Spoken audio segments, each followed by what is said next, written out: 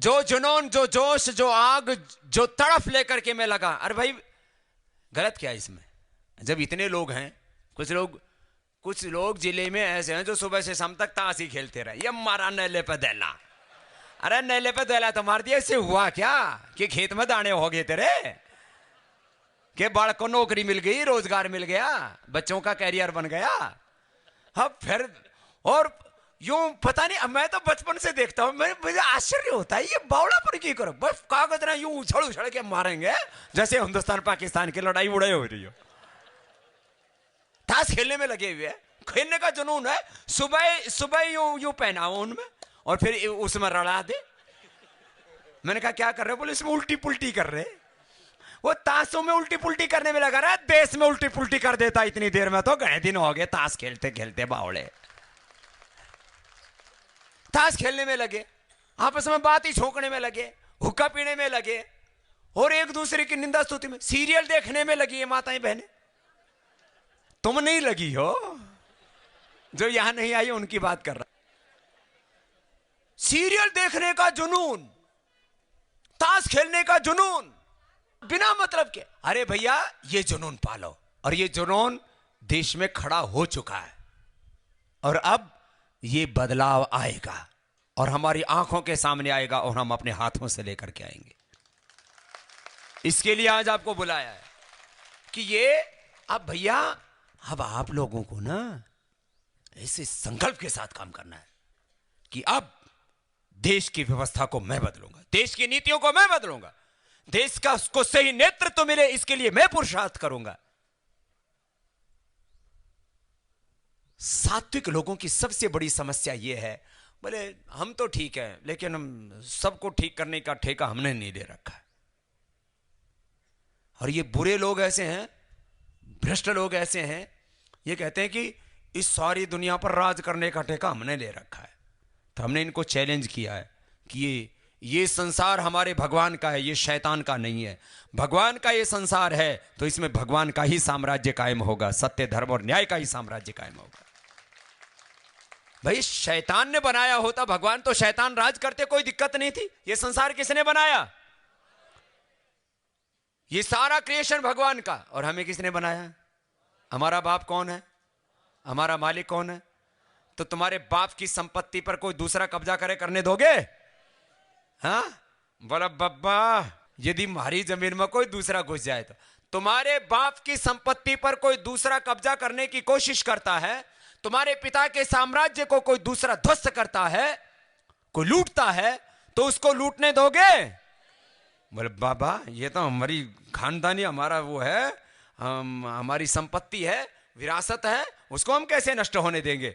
जैसे मेरे पिता की संपत्ति, मेरे पिता के साम्राज्य पर कोई आक्रमण करता है, उसको कोई छीनता है, उसको कोई हथियाने की कोशिश करता है, तो मैं अपना सर्वस्व उसके लिए दांव पर लगा देता हूं। ऐसे ही वो मेरा परमात्मा, उसी का ये सारा साम्राज्य है और इसके ऊपर मैं बुरे लोगों का कब्जा नहीं होने दूंगा। इंद्रम वर्धन्त अप्तरः कर्वन्त विश्वमार्यम् अपघ्नन्त रावण मां वस्ति नैष्यत। यही वेद का आदेश है, यही ऋषियों का संदेश है और ऐसे ही अपने पुरखों ने किया। इतना बड़ा उद्देश्य होना चाहिए। ये सारे सात्विक लोग जो है वो दर दबाए बैठे रहते और जो बुरे लोग हैं वो बेखौफ लूटते रहते। अब ऐसा नहीं हो, इसके लिए अपने भीतर एक अखंड ज्योत जलती रहनी चाहिए, शौर्य की, पराक्रम की, ओज की, तेज की, वीरता की, एक जुनून। आम भाषा में कहा जाता है ना कि आदमी भाई दिल में ठान लेने तो क्या नहीं कर सकता, और बहुत चीजों के लिए ठान लेते हैं।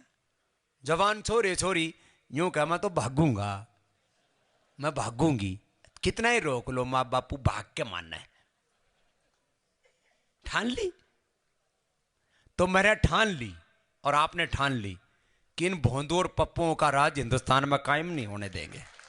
अरे मारे रहते हुए ये भोंदू, इनमें 2 कौड़ी की अकल नहीं, ये पप्पू ये हिंदुस्तान पर राज करेंगे?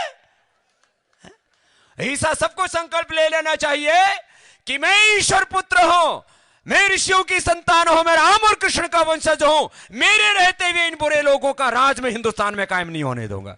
ऐसा सबको संकल्प होना चाहिए।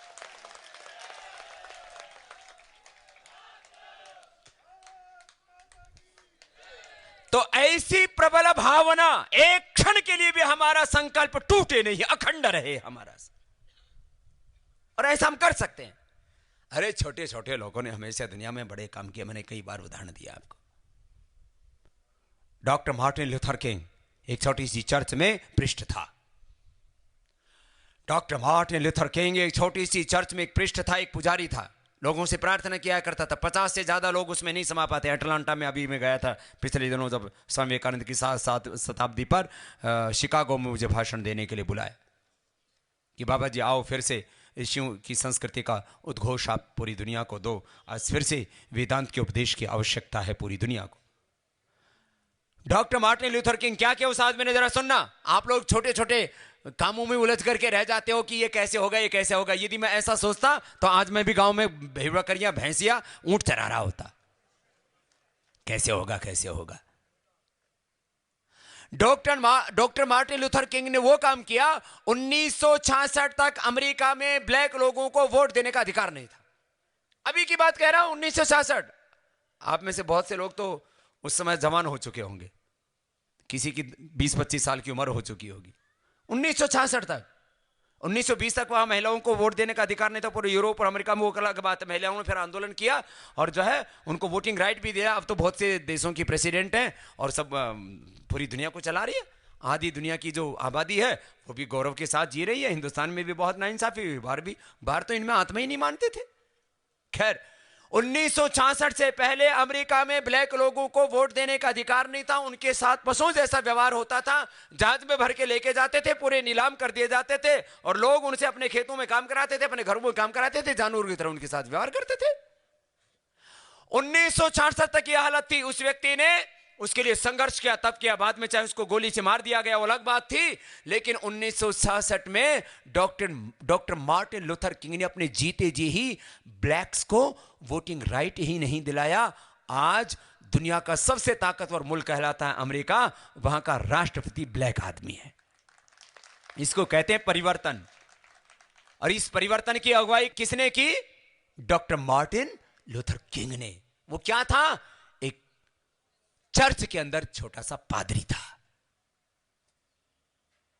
इब्राहिम लिंकन की आपने पहले कहानी सुनी है। नेपोलियन बोनापार्ट, एक अदना सा आदमी जिसका कोई रंग रूप नहीं था, कोई देख ले तो बोले अच्छा ये जीतेगा दुनिया को। लोग उसकी हंसी उड़ाते थे, मखौल उड़ाते थे।